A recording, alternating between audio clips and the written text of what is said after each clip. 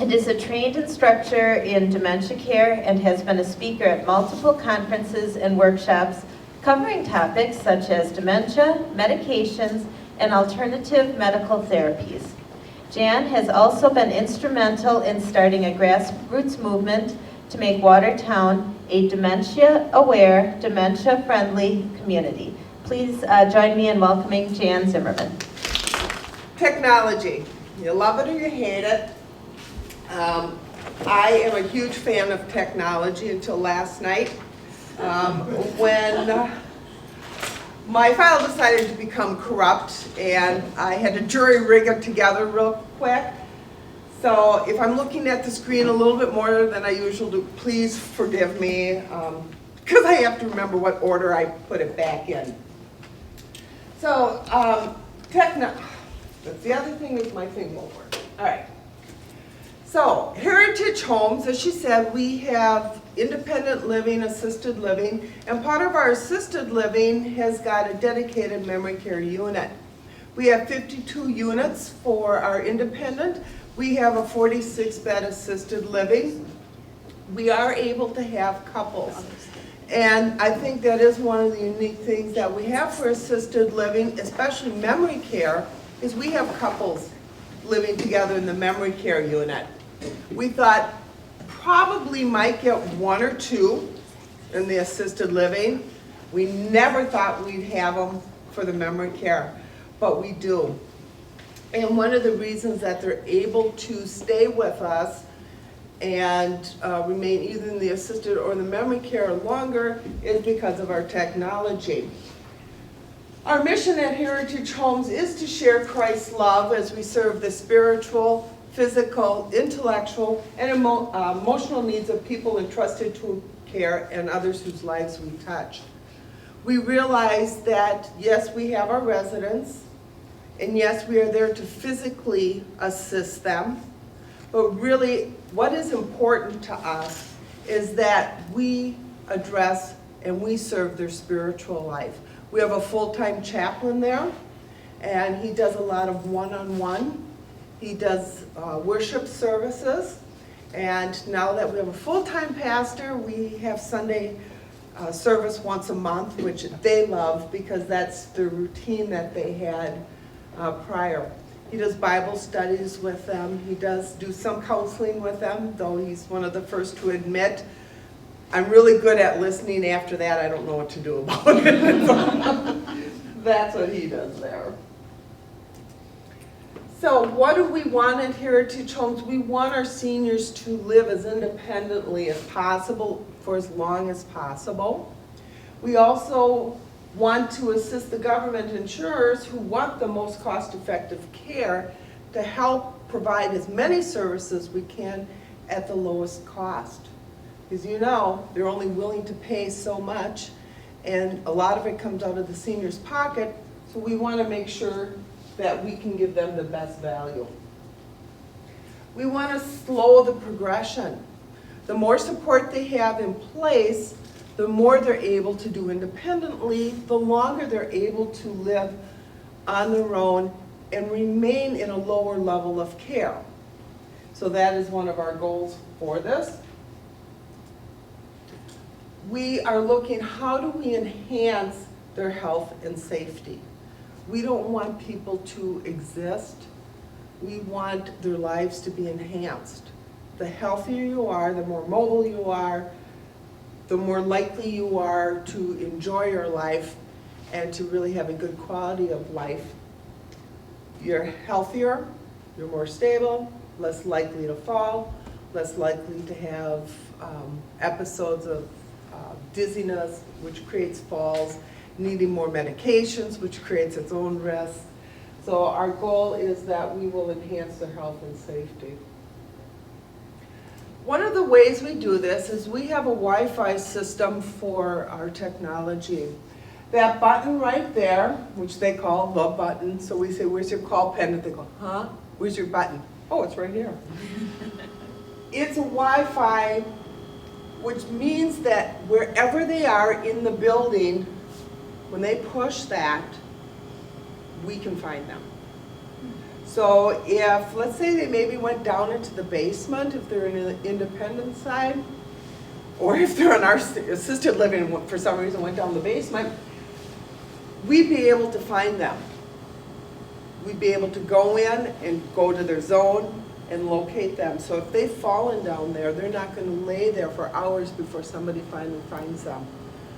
It'll be minutes before we can do that.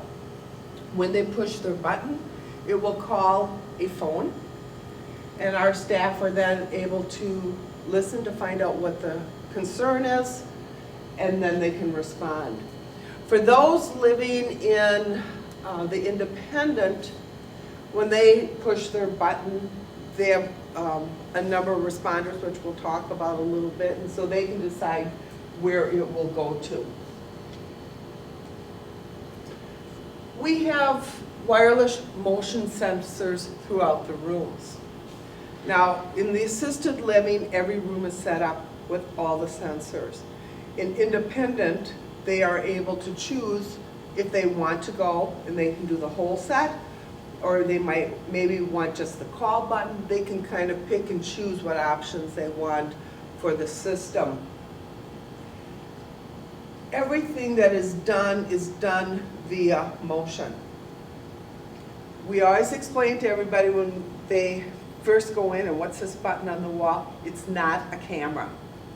Because a lot of them think we're watching them with the cameras and that kind of stuff, and no, it's all by motion sensors. It counts and learns each person's system. I toured Jan's facility and it's just beautiful. And Want me back? well, this is you're probably getting to it then.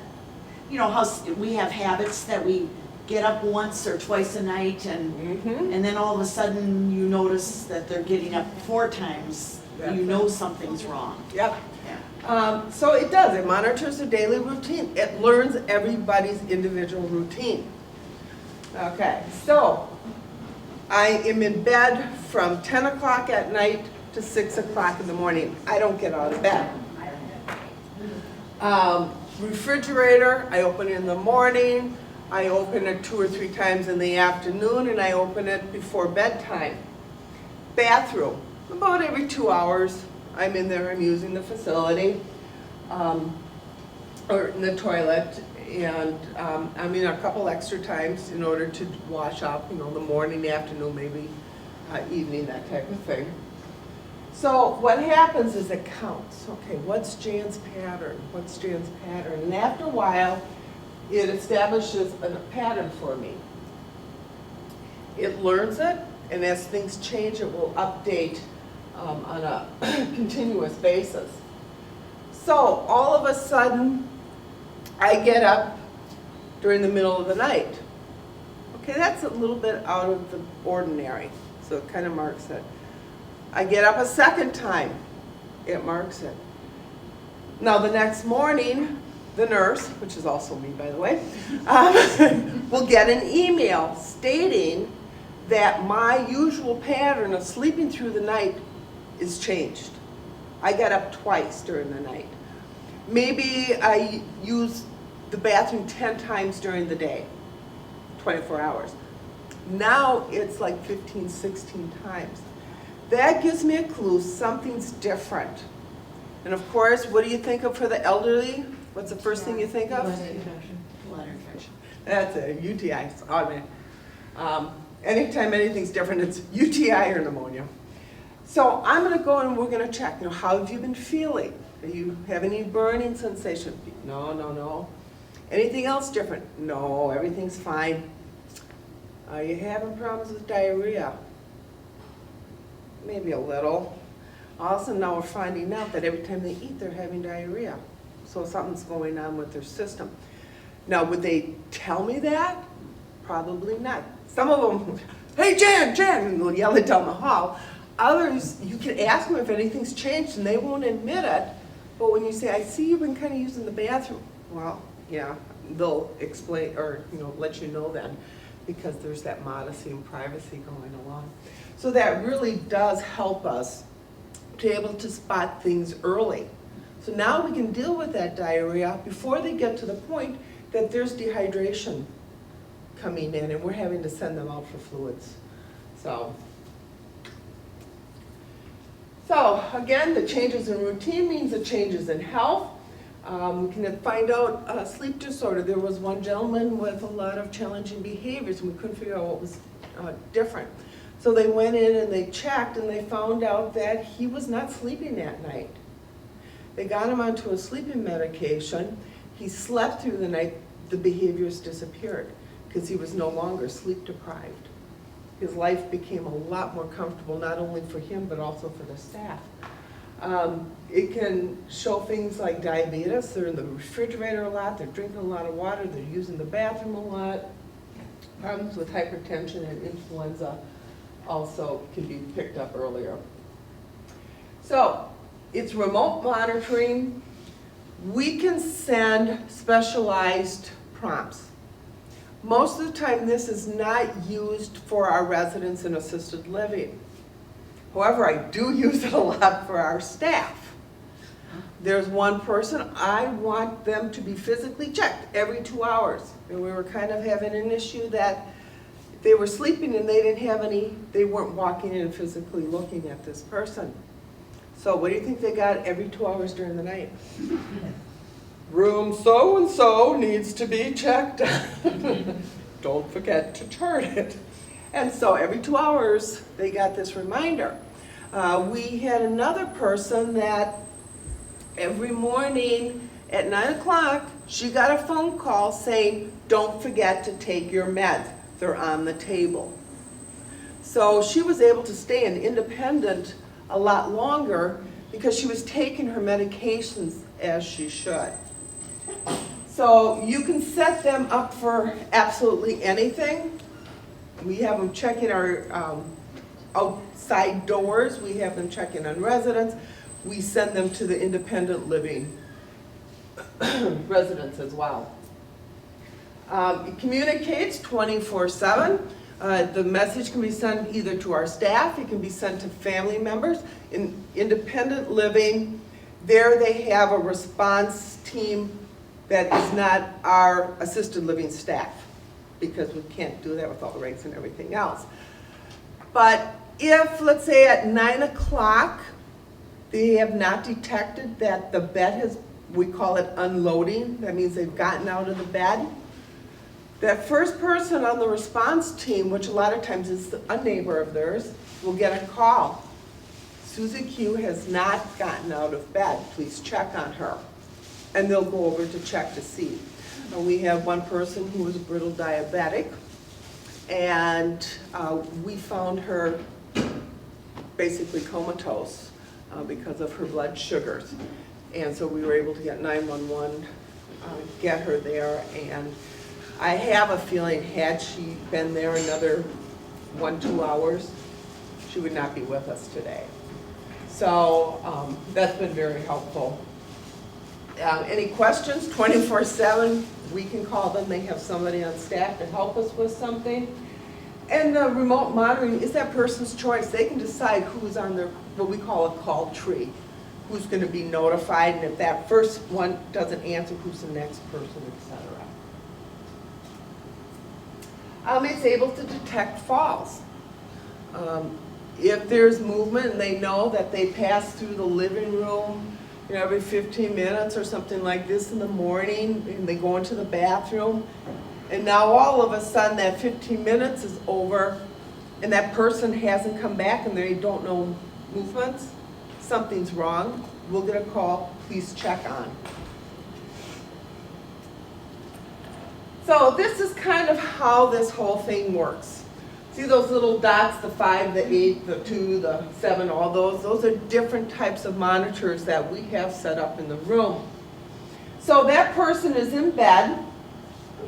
The bed occupied rules basically says this bed is loaded, somebody's here. Now they decide to get up, use the bathroom. The bedroom motion detector picks that up that they're moving. The bed alert now says the bed is unoccupied. They walk into the living room on the way to the bathroom, and the living room motion detector says, okay, somebody's here. They use the bathroom, that front hallway, the front room sensor picks up that somebody's there. They go into the bathroom, that motion sensor says somebody's here moving, and then they flush the toilet. Now, the front entrance gets it again, then the living room, and then finally they're back in bed. The bed occupied rule goes into place that there's a body here, all's well, all's good.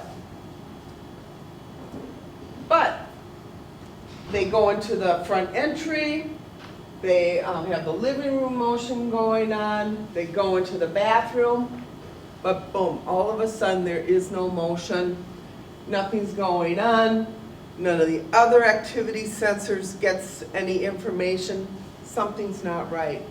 So they will call and they will say, please go check on Susie Q, there's been no motion. So the staff is able to go in to find out, well, that person's just sleeping on the toilet, they fell asleep, which has happened a number of times.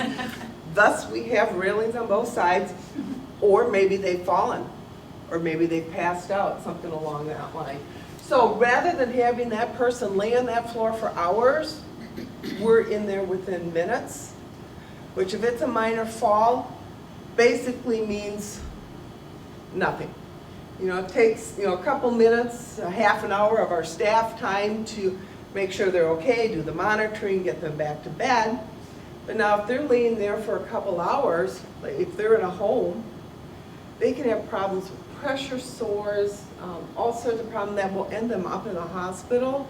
Now it's costing thousands of dollars, not only for that person, but also to us as all the emergency services are pulled in, and that's costing the taxpayers and things. So the 5 favorite functions that we have is that they memorize their routine, so we know that person. It's not the set routine that you put in there, and as soon as somebody falls out of the little routine, which every one of us in here, I'm sure, would fall out of the routine, it's not being set off. Each person's is individualized. When it's not being followed, key people are being notified right away. We're able to predict some health changes and catch things early. And it's the campus-wide. I told you, if they're in a different part of the building and they push their button, we can locate them. And that it's an automatic fall detection, inactivity detection, so we can go check on them. So, if you're interested, please feel free. Let us know you want a tour. We'll show you around. We'll show you how our technology works and answer any questions that we possibly can and give you information how to contact people who really can give you the lowdown on the information, Hey Jan, how it works. when you say that they call you to tell you that there's no activity, is it it's the company that monitors Yes. all this? Yeah, their computers are in Minnesota, I believe it is. And so what happens is when this information is always being sent back to the computers, and the computers are logging it in and they're monitoring it and they're setting up their pattern and they're going along, and all of a sudden there's boom, there's a blip for some reason. Now that computer will watch, that blip continues, so now it will send an automated voice message to our staff member saying, Susie Q in room 33 has no activities, please check on her. So it's not your staff that has to sit and watch accounts? Nope, no, Okay, they just have to answer their phone. okay. Question. Did you say that it's Health Sense? Is that the? Health Sense is the product that we use. Do you think having that system in place, does that affect the numbers of staff that you need to keep in the building, or not necessarily? Because I know I would it's love to say yes. like, right, but you need people there. Because they have to answer their call. Right, right. And I would think that it necessarily would not, because you still need It your doesn't. people on the ground. Where it makes it easier is in the independent. because they're not pushing their light as often to say, I dropped my Kleenex on the floor, can you pick it up? We get a lot of those with the call system. But with that, we're not having to be there, we're not checking on them every 2 hours. They're calling when they need assistance, or when something's out of their routine, they're letting people know, and then they can check. So our administrator's kind of on their call system, so if the first person doesn't answer, the second person doesn't, our administrator gets it, and then she can check. Or maybe the daughter will call and say, hey, I just got this alert, can you check on mom? So that way I could see it cutting down a lot more. But for us, no, it just makes it real handy for them to go, got my Kleenex. So it does make it very nice though, because every so often you'll have some family members who are feeling very guilty about having their mother or father in an assisted living. They're very anxious about their health and don't want to admit that mother or father has a little bit of a memory issue. And so they come in and this place is awful. They didn't come in at all last night and I fell on the floor and I just had to lay there till I finally got, and of course they're, and they come running out. Okay, calm down. Nobody reported a fall, nobody said anything. I can go in and I can look at the history. Going from this hour to this hour, he was in bed. It was never unloaded. When it was unloaded, right before then, that front door opened. There was motion through the living room into the bedroom. Bed was unloaded. Activity in the bathroom, toilet flushed, bed was loaded, activity going through the living room, door was shut, and that. Then, between this hour and that hour, he was in bed. So, when he was able to fall out of bed, get up, and that, I don't know. But we're able to show them and say, you know, he may have had a dream or been confused about something, but if you look at this, it will show you not only was he not out of bed and nobody was there, but when he got up to use the bathroom, our staff was there to assist him in and out. So that's been really helpful that way. We obviously saw this morning that technology is great, but it doesn't always work as good as it's supposed to. Yes.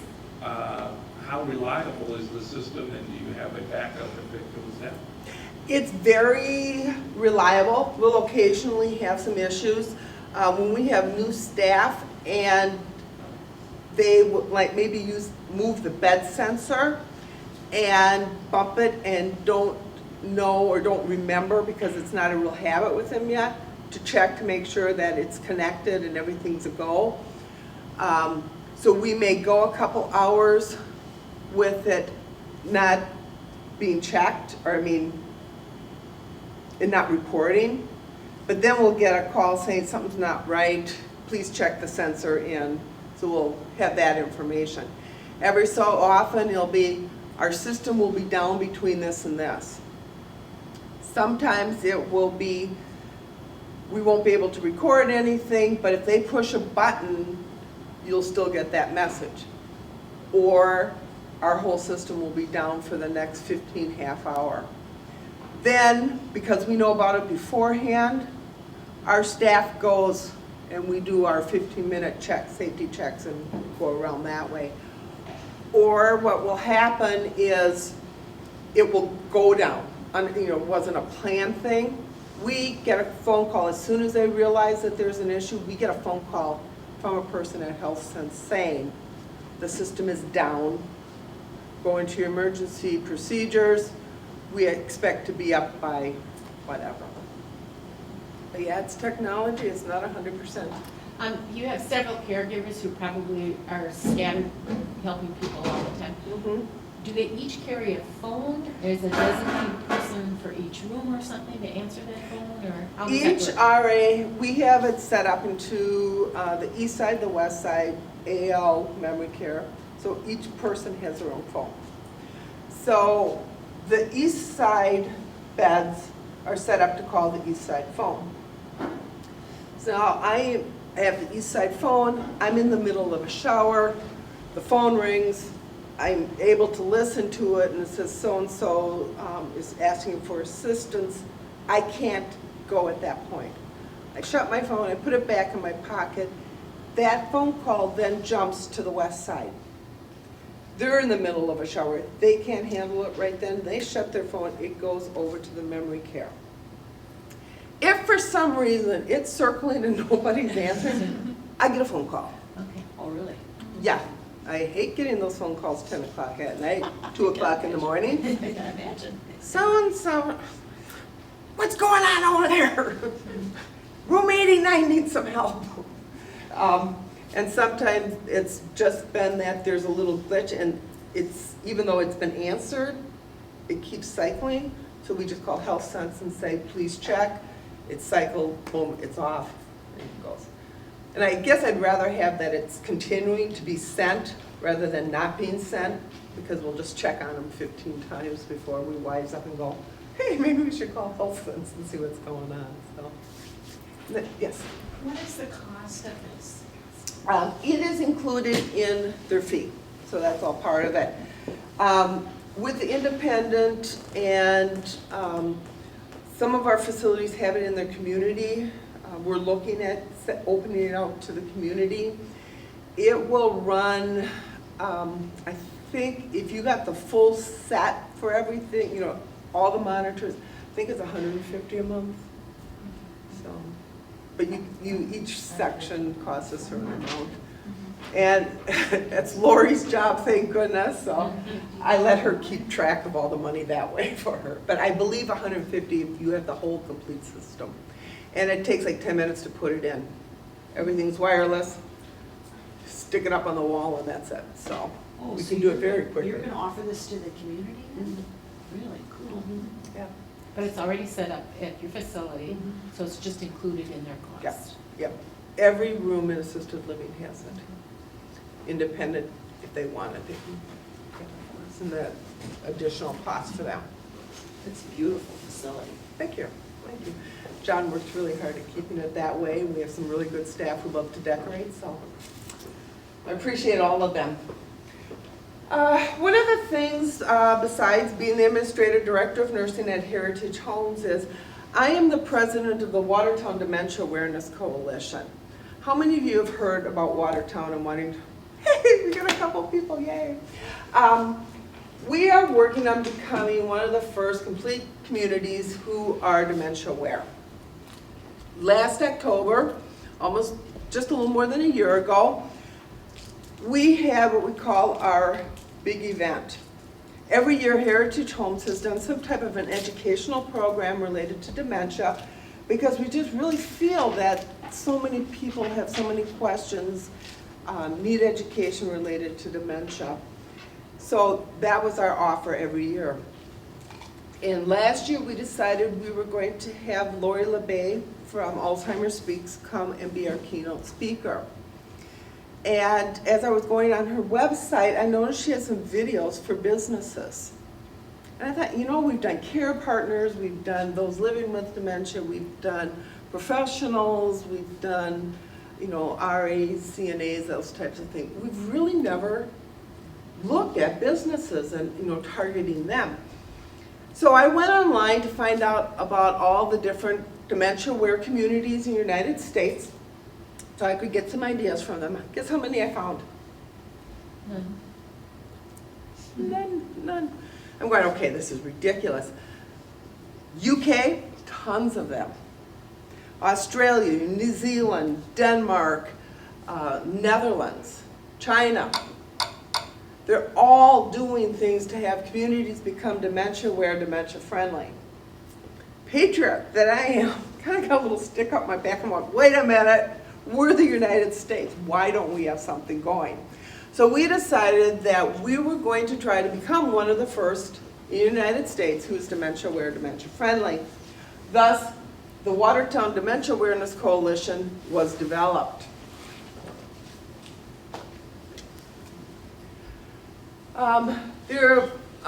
For the 2011 statistics, 5.4 million people are living with dementia, and those are the diagnosed.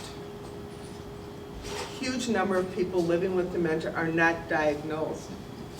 $183 billion in annual costs.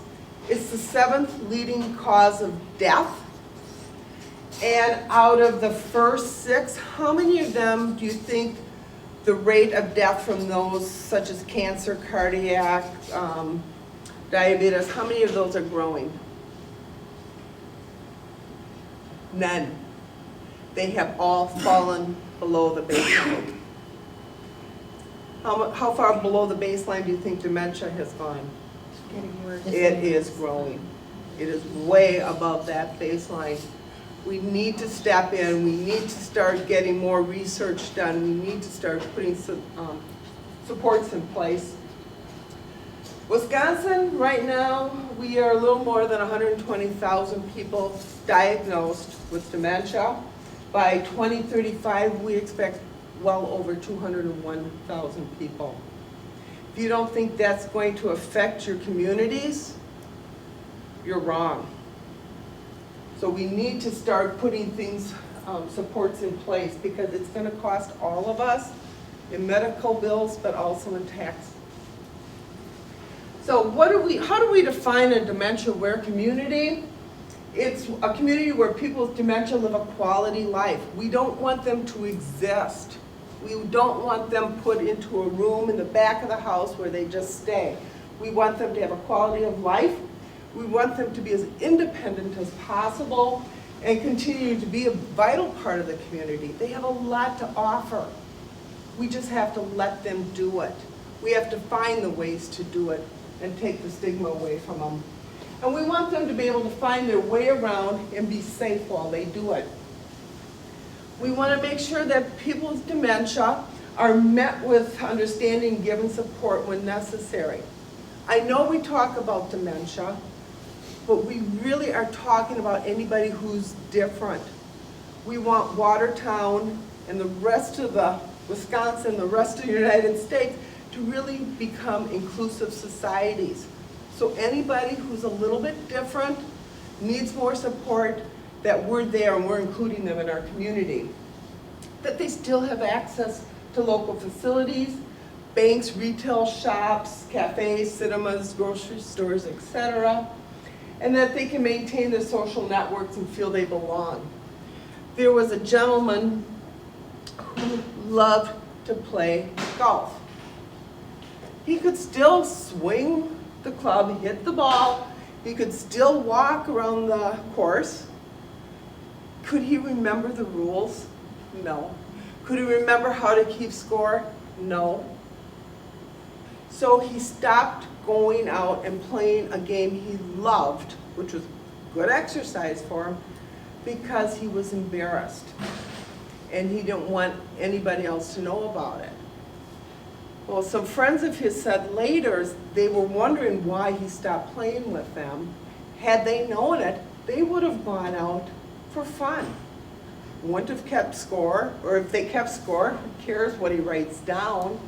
They would have helped him go the right direction, aim in the right direction.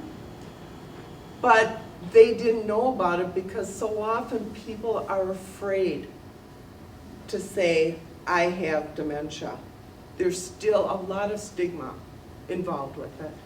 Not only from society, but healthcare providers. You talk to healthcare providers and you ask them for a description of somebody with dementia, and they'll talk about a person sitting in a wheelchair, drooling, yelling, or not talking, or saying the same thing over and over and over again. That's their picture, and that's not it. People younger and younger are being diagnosed. It used to be very rare if you heard of somebody in their 40s, it was like, oh, now it's very common. We're hearing about them in their 20s and 30s being diagnosed with dementia. And then now, I just heard about an 8-year-old who was diagnosed with dementia, and I can't remember exactly the cause of it. Very rare, but yeah, we now have an 8-year-old. So if you think about how many people in their 30s and 40s, are they sitting at home with their feet up twiddling their thumbs? Most of them no. What are they doing? Not working. They're out working. How many of them are the family breadwinners? Now, they've been diagnosed with dementia. Where's their finances coming from? What's that family gonna do? Am I gonna go and tell my boss, I think I have dementia or I have dementia? What's the first thing that's gonna happen? You're fired, you're done, you're gone. So how are we going to make sure that businesses are aware that they have some of their employees with dementia or their care partners with somebody with dementia, so they might need a little more time off having, to help them with some of their needs? How do we get them to be aware of this and what they can do to help with it? So what we want to do is make sure public awareness and understanding of dementia is brought forth through the awareness raising campaign, that there's public recognition and support to those businesses and workplaces taking steps toward being more inclusive, and that a commitment to action by posting signs and redesigning layout and products to be dementia friendly. Why? Because we're expecting a huge number of people to be diagnosed with dementia in the coming years. No matter what community you're going to be in, you will have somebody with dementia living there, and the numbers will increase. We want to make sure that our service delivery systems are set up and ready for that. And we want to create the environment that's receptive to the cultural changes that are being created with the redesign of dementia care in Wisconsin. How many of you heard of the Wisconsin Dementia Redesign Plan? One person? Talk about the good Lord putting everything in place when it's supposed to be in place. Last October, we decided this is something we want to do. It's time to do it. Somebody needs to step forward and start something. So we put together a coalition and went with that. About the same time, I think it was within a week of when we had our initial event to introduce this idea to Watertown, the state was holding a summit to create their dementia redesign program, because they realized that we need some systems in place because it's going to really start impacting us financially, socially. So at the same time we started this, the Wisconsin started that, and it really has started to bring a lot of awareness out there.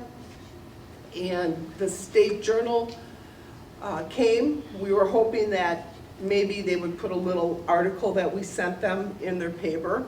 No, they sent somebody. We said, please, please, please don't be on the second last page. We didn't expect the first page. We hoped maybe the last page, because some people turn their papers over and read that last page. Who reads the second last page? Oh my goodness. It was front page. And huge. It was the whole front page. That went AP, therefore it was national.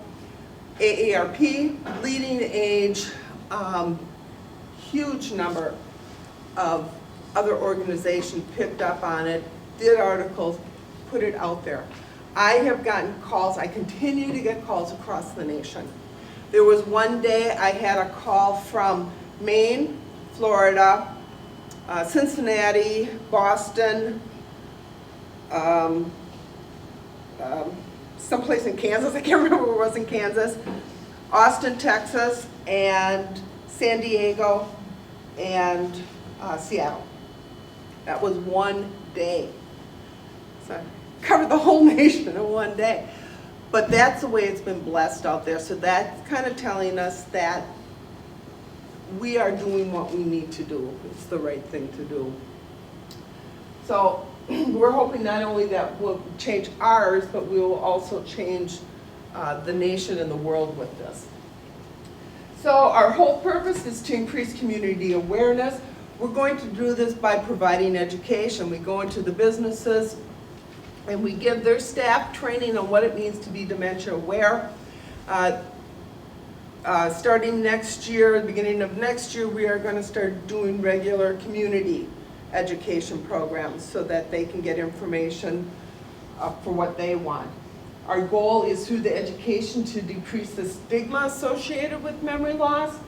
And then because of decreasing the stigma, the person with dementia will be able to remain in the community as long as they want to and as long as possible.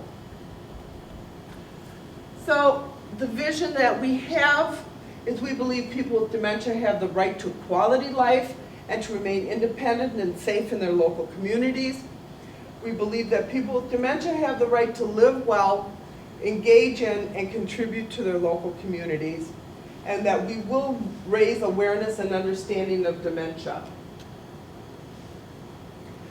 Maybe you have seen the Purple Angel. When we went forward with this, we decided we needed a logo because we wanted to be identified. So when you saw that logo, you thought about dementia and becoming dementia aware. We went online, and there's the purpleangel.org.uk, and they created the Purple Angel, and it's free out there for anybody to use. They haven't copyrighted. They just said, you know, please give us some credit that it came through us. But they decided on the Purple Angel as a guardian over those living with dementia, their care partners, but also as a helper for those trying to raise awareness about dementia. And we decided on the globe because even though we started in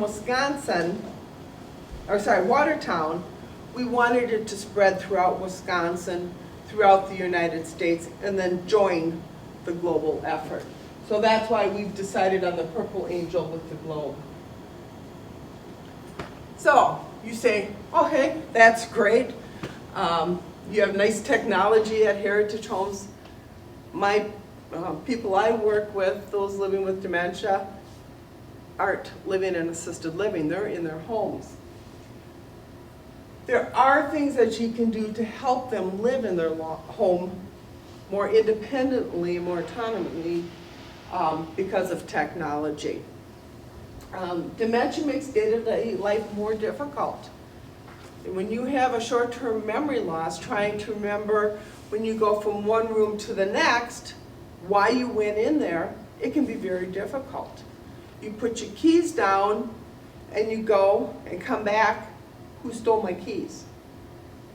We have one person who once or twice a day, I see her coming down the hall and I start walking. Lost your clicky thing again? Yeah. You know, somebody keeps coming in and borrowing my clicky turny on thing. Guess what that is? Remote control. I really don't mind. She's a very kind-hearted person. I really don't mind that they use it, because if they need it, they should be able to turn it on their TV, but I wish they'd return it. So go down, I go to her hiding spot. Is this it? Well, why didn't they put it back where they took it from? So that's the day-to-day life for them. You figure how frustrating it would be when every day people are coming in and taking things from you because you can't remember where you put them. So assistive technology will make life easier for those living with dementia and their care partners, and it does allow them to remain in the community longer and to be much more independent. Assistive technology, when we say that, what do we mean? It can range from simple tools like a calendar to high-tech solutions where they have GPS units and they use the satellites to locate them.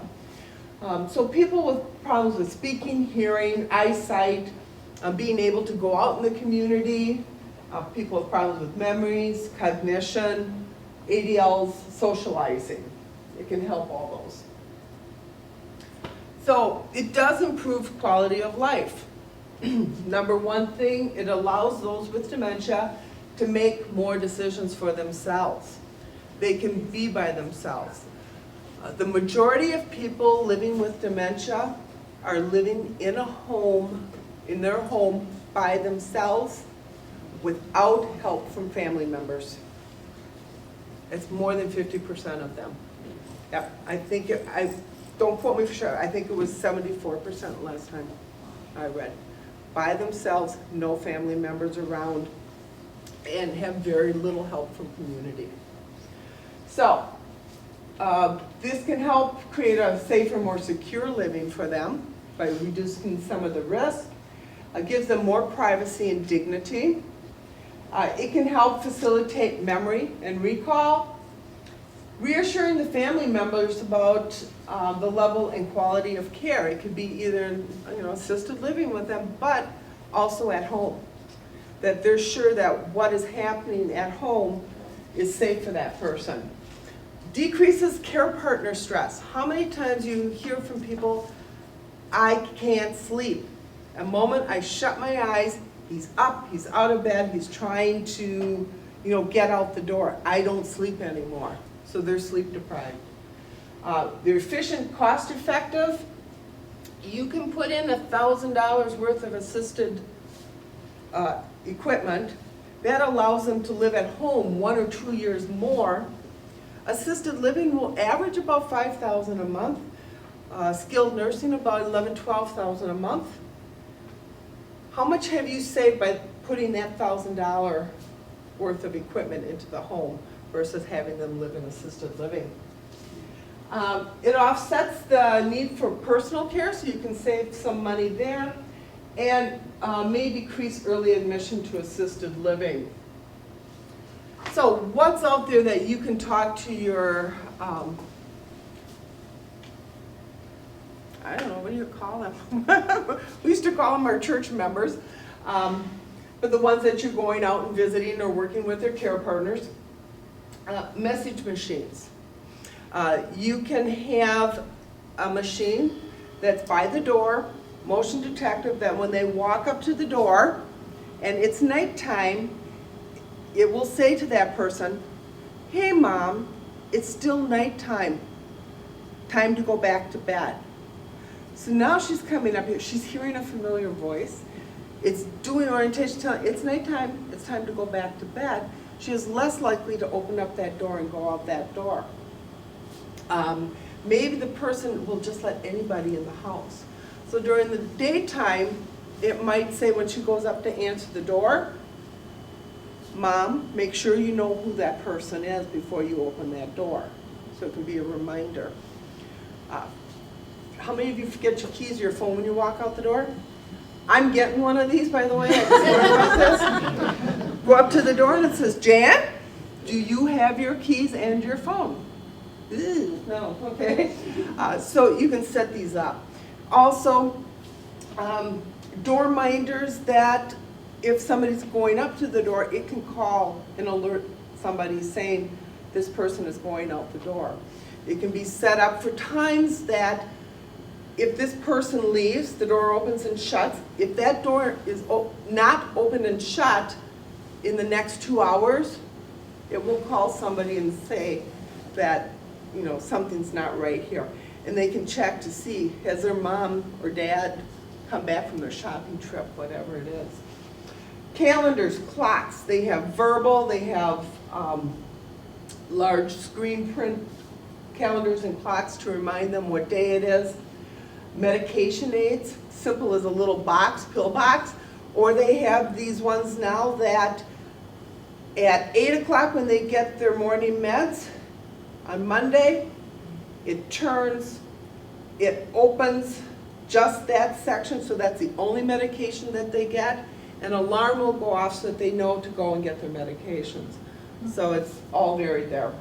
Locator devices. There are items that you can have them put in their pocket. They can Velcro to objects. There's a watch that has a GPS unit in it, but it also has verbal so that it can tell you that it might remind you where you're going, etc. And then lots of recreational leisure aids, clocks that are just one button, music players that are just one button, audio books, etc. You have things like automatic light control, so that lights go on automatically. There are some that motion censored so that when you come within range, the light will go on, and some people will use them to guide them to the bathroom at night. So as they go forward, the next light will go on and they know to go on. Stovetop monitors, automatic shut-offs, so you don't have to worry about the stoves being left on. Automatic taps that turn off if the user forgets to do so, and mobility aids such as different canes, walkers, etc. Sensors to determine if there's a flood, so somebody leaves the water on and it overflows. Extreme temperatures, so in the kitchen if there's an extreme temperature, it will shut off the stove, shut off the gas. Again, it will shut off the gas stove if it's not being used within a certain amount of time. Falls, they can wear a device on their hip, and if they notice that movement, they can be notified that maybe a fall has occurred. Alerts for better chair, and then the door alerts. So here's some of the ones that you see here. The top one is a calendar that will tell you what day it is, what time, and it goes through that. It's auditory as well as visual. That's a large number clock that will talk to you and say what's on there. You notice that little faucet down there that in the sink, there's that little round. That does two things, that if the pressure gets to a certain point, it will release and the water goes through so they don't flood. But also if they were just to put on hot water, that color would change to let them know that the water is too hot to get into.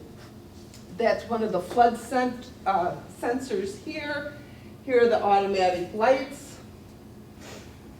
Reminder could be as simple as something hanging on the door to remind them. This is a mat that's sensitized to alert somebody that they're getting out of bed. Here's the stove guard that will turn the stove on and off depending on motion in the room.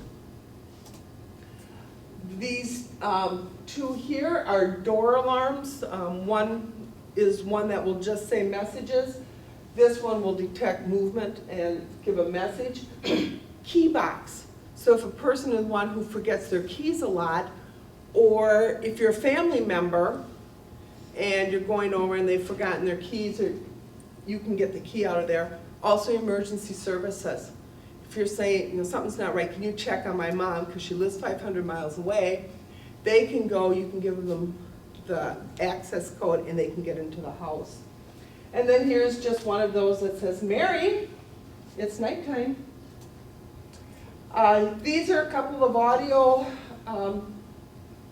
boxes that they can use. One's like an MP3, the other's a radio. One button push, they can play it whenever they want. Large number keys so that they can see and push. Here is a cell phone that is pre-programmed, and there's only 4. All they have to know is how to push a button. And you'll see here it says who they should talk to. This is for the car. It's a battery shut off, so they still have their keys. They still aren't, resistant to being told they can't drive, but they can't drive because the car will not start, but they still have their keys. Here is one of those walking aids. It's a watch, and besides the GPS, you'll see here, you can have messages for them so they can follow directions or remind them where they're going or remind them how to get home. So when you're deciding what to do, you really do have to look at the person. What's the level stage of their cognitive ability? A lot of times they have problems learning something new, so the earlier you introduce this to them, the more likely they are to remember how to use it, the less resistive they're going to be. It'll be familiar to them. They have to be able to carry out the activities of daily living, and you have to take in fact things like anxiety or depression, which will be kind of a hindrance to them using some of it.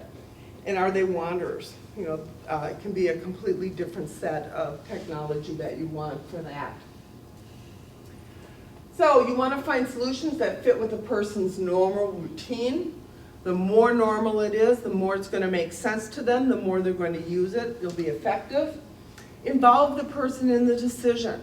That's why it's really important early on to get their input and what do they want to do and what kind of reminders would they like.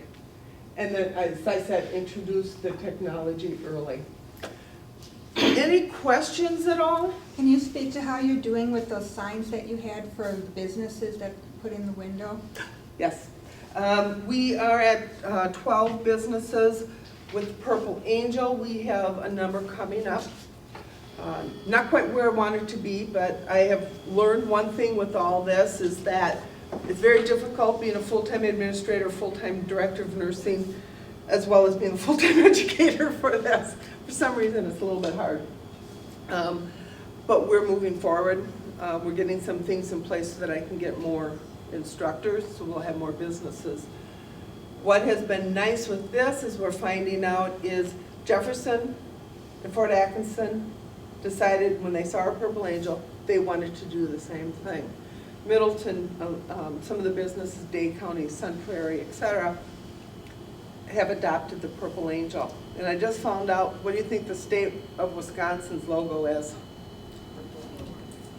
Purple Angel with the globe. So it's going across and being acknowledged for it. And who does the educating in those other communities? It's different people. Oh, so not you, yes. No, some of them I do. I do. I've gone into other ones, yes. I have traveled throughout Wisconsin, Minnesota, doing sessions like this just on the dementia aware community. Okay. How to start setting one up, that type of thing. We do a lot of collaboration. I just met with Joy Schmidt from Middleton. She's the Alzheimer's Alliance. And we compare education. You know, what are we doing? What is she doing?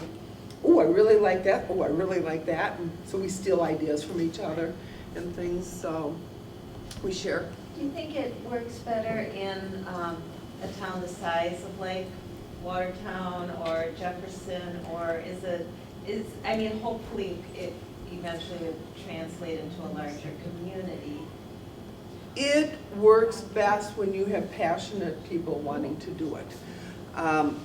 It's nice because Watertown is a little bit smaller. We can do it. But if you think about Madison, Milwaukee, Chicago, it's a big city, but you've got your little communities. So even if, you know, that community starts, which then moves into that community.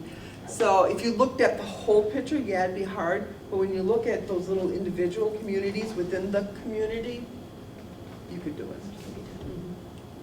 Yeah. It was, I'm sorry. that article was in the State Journal. I'm from Madison. Oh, And so I gave it to my mom who lives in Watertown. And so, anyway, talk about the cafe a little bit, because that was the article, I believe. That's part of the article. We started the Memory Cafe. That is held the third Wednesday of every month at Connection Cafe. It's a little coffee shop down the street from Heritage Homes. And it is not a therapeutic support group. It's a support group, but it's a social support group. Over and over again, what you're hearing from people is, yeah, I saw my friend Sue and I said, oh, Jim's been diagnosed with dementia. And she said 95% of the people immediately went, oh, looked down, I'm so sorry to hear that, and left very soon after that. She said, nobody can look me in the eye anymore. Like it's something bad, like they might catch it. A number of their friends are no longer, people they used to play cards with don't get together anymore because now Jim has a hard time playing cards. He can't keep all the numbers right. Well, this is an area where they can come and it's social. They can do things together as a couple. Sometimes they play cards, sometimes. Last Wednesday we had ours. And we had all these fun things that we were gonna do. We spent an hour and a half, it's supposed to be an hour, spent an hour and a half talking about shorthand. How many of you took shorthand? Okay. Well, everybody knew shorthand except for Lori, so we were writing shorthand notes and giving it to her and making her read them. Just amazed at that technology. Then we discussed cloth diapers. Current cloth diapers with the little snaps and Velcro versus taking the old cloth and folding and padding and pinning. Yeah, we spent a half an hour with us taking napkins and folding them as diapers. But that's what they wanted to do. We laughed, we shared information, we talked about their past with their kids, you know, and the plastic pants, and how her husband could not pin a diaper on a kid to save his soul. And as soon as the baby cried, what's the first thing you thought? Check the pin! Because invariably a pin came loose, you know? And that's the stuff. Sometimes we've sang, you know, did sing-alongs and just, you know, thought about different songs that we all knew and did it. So it's very much where they want to go with it and what they want to do. And even if in your congregations you don't have access to a memory cafe or something like that, you know, as a nurse in the parish or a parish nurse, you know, keep your radar tuned to, you know, couples or people that you see that you think, well, something's wrong there, and you know, you have an opportunity to make friends, make contacts, and realize what's going on. And then, you know, we had a couple like that, new members, and the wife just didn't look, you know, she clung to her husband, and I wondered what was going on there, and I got to know them and find out she's early Alzheimer's diagnosis, and so she's one of our WELS teachers. Had to retire because she can't manage the classroom anymore. And you know, she's used to being in the Word regularly, so I invite her to come to the women's Bible study, and I have to go pick her up. We're study buddies, and you know, I help her remember where we are in the Bible, and she doesn't read, but it is so valuable to her. And what's even more valuable, not only is it a benefit to her, but the other ladies in the class see how I help her, and so then when I'm not able, they pick right up, and you know, they'll go get her if I call somebody and say I can't come to that Bible class, and they take over, and so the congregation then learns how to love and take them, you know, alongside, and it's really a blessing for more than just her, but the congregation. It is. Yeah, It just look for go ways. across, yeah. Very simple to start. Find those living with dementia. Right. Say, hey, we want to get together and have a social hour. Do you have problems with your memory? Do you have problems finding words? Who cares? We all have that issue. Come on down. Right. You know, so we can spend some, you know, fun time together. And you'd be amazed how many people will come. I know you said they're getting started like around this area. Do you know of any that are getting started in other states yet, or just here? Yeah, if places are doing anything, a lot of them, they're starting the memory cafe. Minnesota has a number of them. I know I helped somebody start one in Indiana. They started one in Pennsylvania. I gave some suggestions to somebody in Florida who was going to start it, but I haven't heard that it started. California's got some. I believe Washington does. Arizona, maybe Texas. I think Texas started theirs.